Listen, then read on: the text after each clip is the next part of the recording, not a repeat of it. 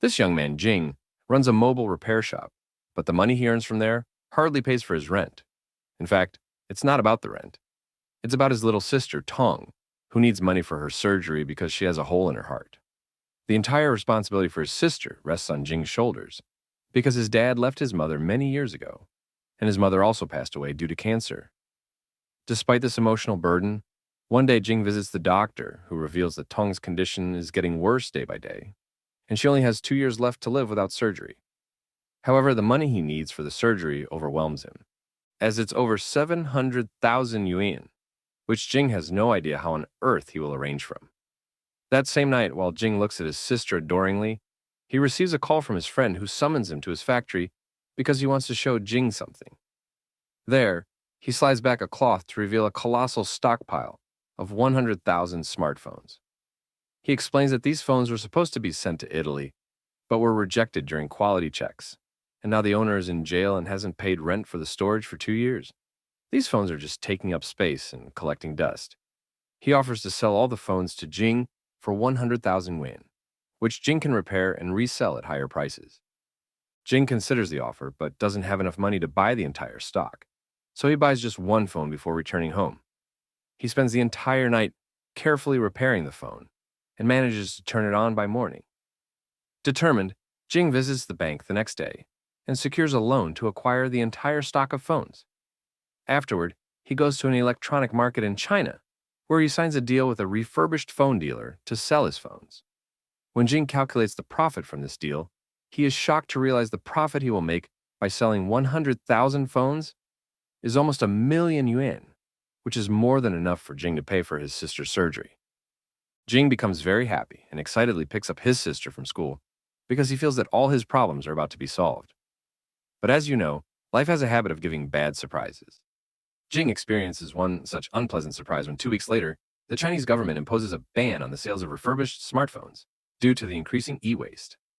Jing angrily confronts the dealer, reminding him of their contract to buy all his smartphones, but the dealer informs him that no contract is above the law and he can no longer purchase the phones. Jing is deeply saddened by the realization that he won't be able to arrange money for his sister anymore. Additionally, he now also has the burden of paying back the loan he took to purchase the phones.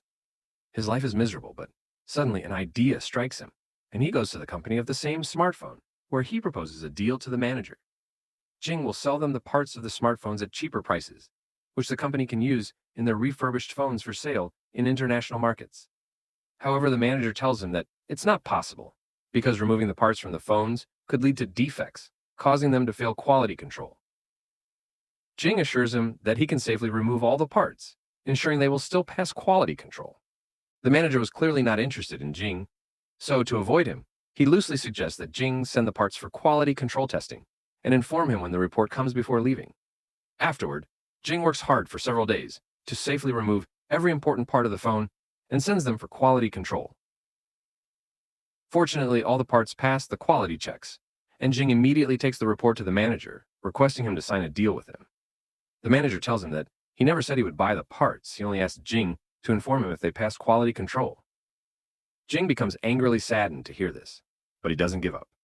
He approaches the company's owner, Zhang, and asks for just 10 minutes of his time.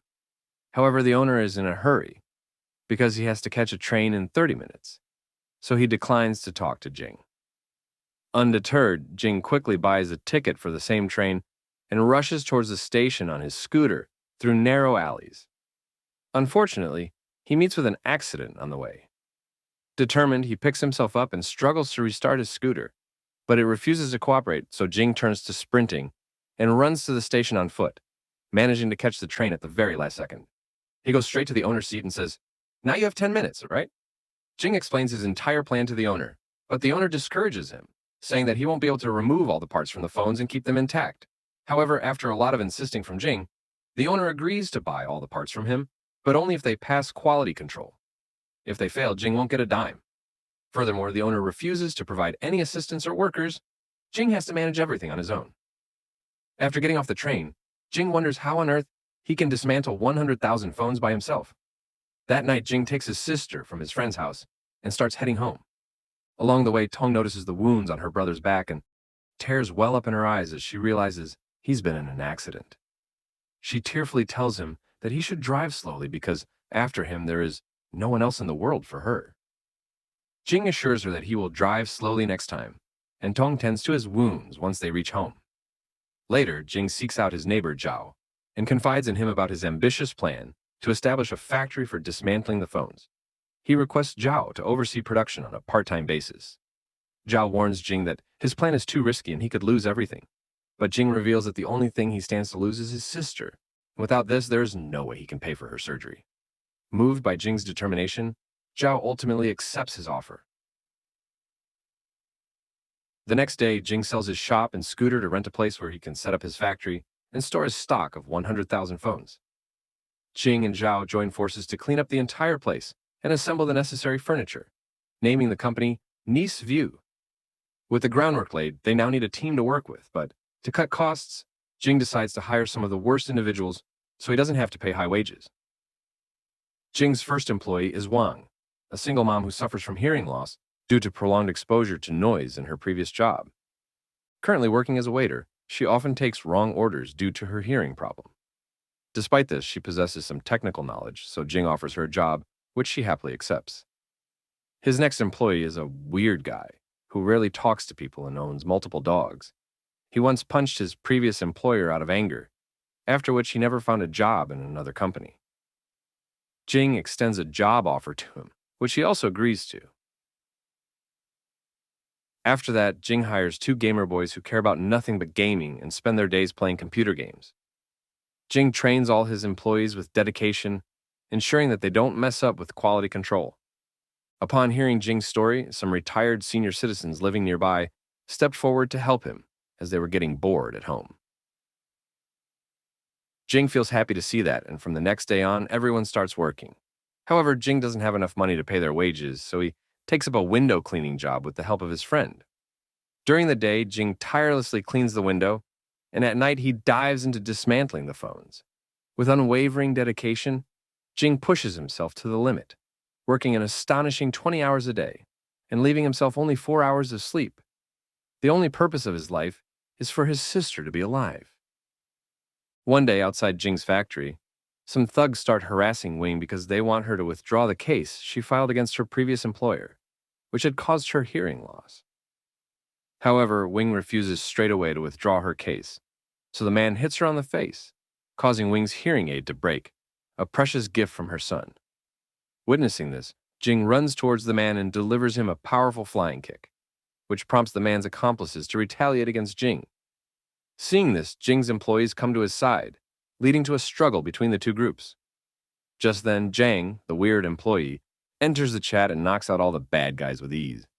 Jing warns that he doesn't want to see them around, but Wang, fueled by rage, attempts to attack them with an axe.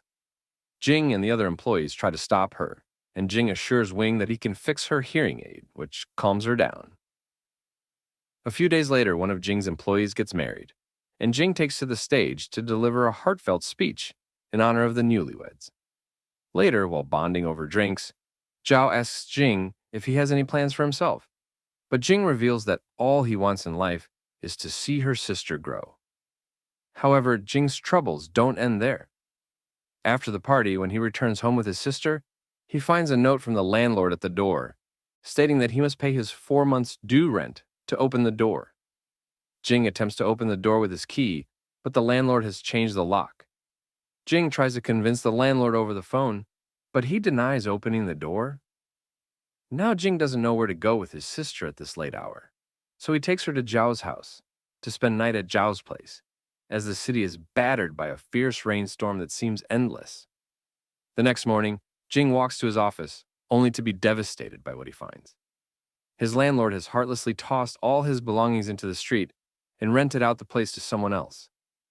Feeling utterly defeated, Jing sits quietly on the sidewalk, staring absent-mindedly at an ant, completely drained of hope and ambition. As he sits there, his loyal employees show up, ready to start their day. Jing, overwhelmed by guilt, informs them that the factory is closed and admits he can no longer pay them. To his shock, they refuse to leave. They tell Jing that they aren't just employees anymore, they're a team. They reassure him that they'll keep working without pay and trust that he'll compensate them when he can.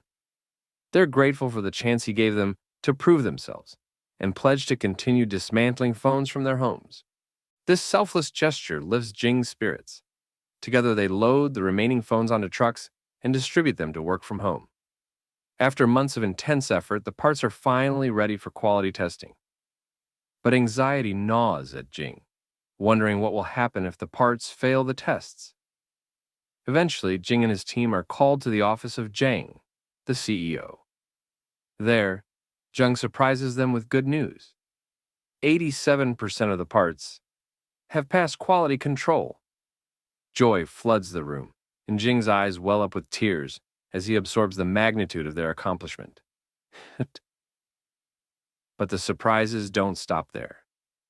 Impressed by Jing's determination and skill, Jang offers him a massive contract worth 5 million win for a 2-year collaboration. Jing, feeling hopeful but cautious, nervously asks if he can receive an advance payment. Jang, with a smile, agrees. As Jing and his team step into the elevator, they try to hold back their emotions, but as soon as the doors close, they erupt into ecstatic cheers. Jing finally secures the funds needed for his sister's surgery. Fast forward 6 years, and Jing's company, Nice View, has become a monumental success, making him a billionaire. He stands on stage unveiling a new product, surrounded by the same loyal employees who have grown wealthy alongside him. If you think Jing's journey was well-deserved, hit that subscribe button. See you in the next video, take care, and goodbye.